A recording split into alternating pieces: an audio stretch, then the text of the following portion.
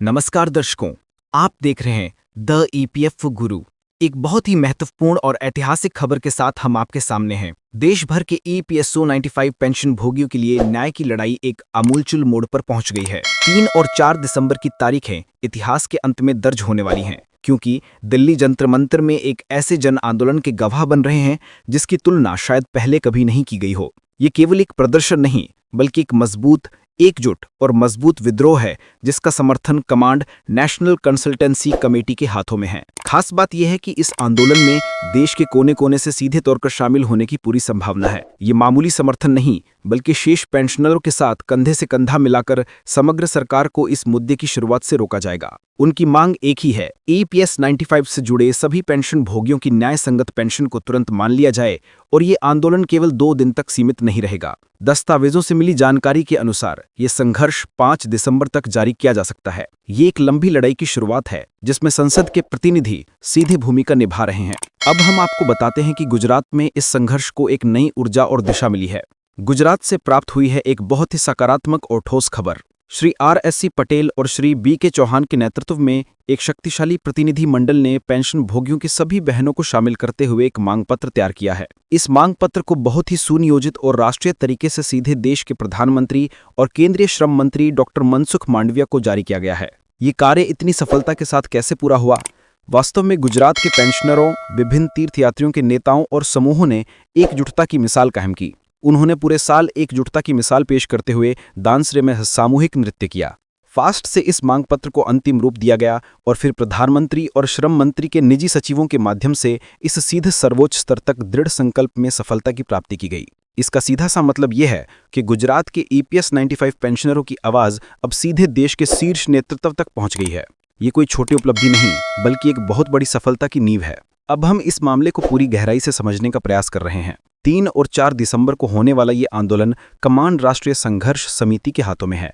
वास्तव में अत्यंत महत्वपूर्ण है। इस आंदोलन का विशिष्टता स्पष्ट और एक बिंदु है। एम्प्लॉइज पेंशन स्कीम 1095 यानी ईपीएस 95 के अंतर्गत आने वाले लाखों पेंशन भोगियों की न्यूनतम पेंशन ठोस और न्याय संगत है। अब सवाल यह है कि ये ईपीएस 95 आखिर है क्या, और इससे जुड़ी पेंशन भोगियों की राशि इतनी महत्वपूर्ण क्यों है? आइए हम आपको सरल शब्दों में समझाते हैं। ईपीएस 95 यानी एम्प्लॉय पेंशन स्कीम 1095 ये एक ऐसी पेंशन योजना है जो निजी क्षेत्र के कर्मचारियों के लिए बनाई गई है, जो एम्प्लॉय प्रोविडेंट फंड ऑर्गेनाइजेशन में नियुक्त किए गए हैं।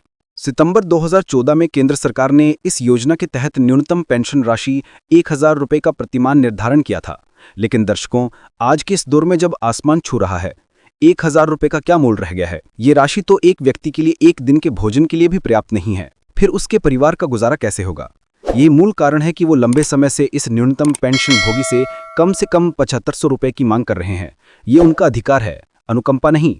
अब इसके तकनीकी मानकों को भी समझें ताकि आपको पूरी तस्वीर स्पष्ट हो सके। जब कोई कर्मचारी एफओ के सदस्य के रूप में काम करता है तो उसके मूल वेतन का 12% हिस्सा प्रोविडेंट फंड में जमा हो जाता है। इसी के साथ उनकी नोटी एम्प्लॉय का भी 12% योगदान फंड में जाता है। लेकिन यहाँ एक अहम बात यह है कि 12% में से 8.33% भाग सीधे ईपीएसआई कर्मचारी पेंशन योजना में दिया जाता है, जबकि शेष 3.67% हिस्सा स्टाफ के ईएफएफ में जमा होता है। इसका सीधा मतलब यह है कि एक पेंशन भोगी की भविष्य की पेंशन उसकी अपनी और उसकी इक्विटी द्वारा दिए गए संयुक्त योगदान पर ही तय होती है। ऐसे में जब पेंशन राशि मात्र 1000 रुपये है तो ये पेंशन भोगियों के साथ एक खुला अन्याय है। राष्ट्रीय संघर्ष समिति का ये आंदोलन इसी तरह के अन्याय के खिलाफ एक फिलिस्तीनी और जिद्दी जनाजा है। इस आंदोलन की सबसे बड़ी शक्ति इसका पूर्ण रूप से मैक्सिको और अहिंसा होना है। शायद यही कारण है कि इसे देश के डाक मार्केट का भी व्यापक समर्थन मिल रहा है। अगर आपने पिछले शेयर्स पर नजरें जमाई होंगी तो आपको पता होगा कि जब भी नेशनल कंसल्टेंसी कमेटी ने जंतर मंतर पर अपनी आवाज बुलंद की थी, संसद के अनेक सार्वभौम वहां मौजूद थे।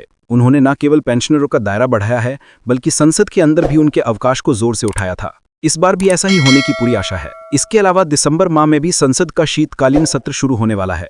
ऐसे में इस आंदोलन का समय बहुत ही अधिस्वीकृत और प्रतिष्ठित है। उम्मीद की जा रही है कि सत्र के दौरान कई अल्पसंख्यक ईपीएस 95 पेंशनरों के मुद्दे को प्रमुखता से उठाएंगे और सरकार के साथ मिलकर इसे एक जरूरी मुद्दे पर पेश करेंगे। अब बात करते हैं इस संपूर्ण आंदोलन की रीढ़ कमांडर अशोक रावत की। कमांडर अशोक रावत सिर्फ एक नेता ही नहीं, बल्कि पूरे देश के ईपीएस 95 पेंशन भोगियों के लिए एक विश्वास, एक आशा और एक मार्गदर्शक की तरह हैं। उनकी निष्ठा, लगन और कठिन परिश्रम की कोई सीमा नहीं है। हाल के दिनों में उनके राज्य कांस्टेंट का दौरा चल रहा है। वो सीधे तौर पर पेंशन भोगियों से मिल रहे हैं, उनके सहयोगियों को सामने से सुन रहे हैं और उन्हें इस ऐतिहासिक आंदोलन के लिए एकजुट कर रहे हैं। कुछ समय पहले ही वो महाराष्ट्र के दौरे पर थी। महाराष्ट्र के संभाजी नगर में उन्होंने पेंशनरों की एक विशाल सभा को संबोधित किया और आने वाले संघर्ष के लिए उनमें नई ऊर्जा का संचार किया। उनकी इस प्रयास का सीधा परिणाम यह है कि महाराष्ट्र से भारी संख्या में पेंशनरों को इस आंदोलन से जुड़ने के लिए प्रेरित किया गया है। लेकिन कमांडर अशोक रावत का कार्य केवल पेंशनरों से मिलना ही सीमित नहीं है। वे एक कुशल रणनीतिकार की तरह काम कर रहे हैं। वे विभिन्न राज्यों के उपकरणों से भी सीधे संवाद स्थापित कर रहे हैं। वे इस मुद्दे के नामांकन और पेंशनरों की वेदना से अपील कर रहे हैं और आंदोलन में अपने पूर्ण समर्थन की अपील कर रहे हैं, और कि यही कोशिश है सरकार पर एक ऐसा दबाव बने जिसे अनदेखा कर पाना मुश्किल हो जाए और सरकार जल्द से जल्द EPS 95 पेंशन में बढ़ोतरी को मंजूरी दे दे। एक बहुत ही महत्वपूर्ण सवाल जो हर पेंशन भोगी के मन में है वो ये है कि क्या जल्द ही 7500 रुपये की न्यूनतम पेंशन की मंजूरी मिल जाएगी। दर्शकों, इस प्रश्न का उत्तर अभी तक नहीं मिल पाया है, लेकिन हाल की कुछ घटनाओं ने पेंशन भोगियों के मन में उम्मीद की एक नई किरण जरूर जुगाई है। श्रम मंत्री डॉक्टर मनसुख मांडविया ने हाल ही में राष्ट्रीय संघर्ष समिति के एक सिद्धांत से बातचीत की थी। इस बातचीत के दौरान उन्होंने PS 95 को न्यूनतम पेंशन के साथ साथ सभी को आजीवन कारावास की सलाह दी थी। ये बात पेंशन भोगियों के लिए एक बहुत बड़ी राहत की बात थी, लेकिन एक मुख्य समस्या ये है कि इसे लिखित रूप में नहीं दिया गया था। पेंशन भोगियों में एक लिखित भास्पो चाहिए जिसमें स्पष्ट रूप से ये उल्लेख किया गया हो कि पेंशन कभा छात्र व्यक्ति और कितनी इच्छुक छात्रवृत्तियां हैं।